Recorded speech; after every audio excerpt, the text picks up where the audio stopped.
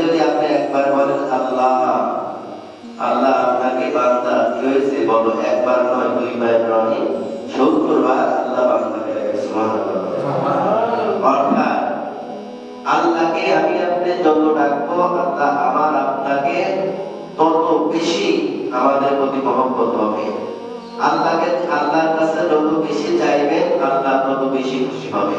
আল্লাহকে ডাকবেন না, আল্লাহর কাছে চাইবেন না, আল্লাহ আপনার আমার প্রতি নারাজ হবে।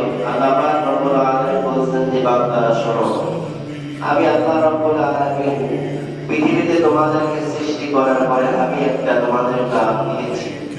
আমি একটা তোমাদের নাম দিয়েছি, সেই নাম হলো যারা ইবাদত বন্দেগী করে, আমল সলিহ করে, তাদের নাম হলো মুমিন, অর্থাৎ মুমিন বান্দা।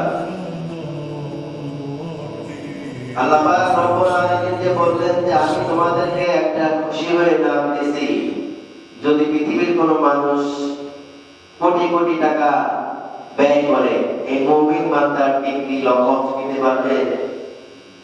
কেউ কিন্তু পারবে না। এই জন্য আল্লাহ পাক রব্বুল আলামিন বলেন যে বান্দা, আমি আল্লাহ তোমাদেরকে দয়া করে, মায়া করে, খুশি হয়ে যারা আমার আদেশকে আদেশ মানবে, আমার নিষেধকে নিষেধ মানবে, আমি আল্লাহ রাব্বুল আলামিন আমার ওই সমস্ত বান্দা বান্দীকে আমি আল্লাহ একটা নাম দিয়ে দিলাম মুমিন। সুবহানাল্লাহ।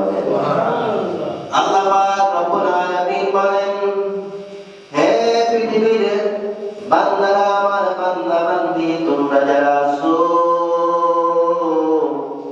ভালো করে শুনে নাও, আমি আল্লাহ রাব্বুল আলামিনের 99টা নামের মধ্যে একটা নাম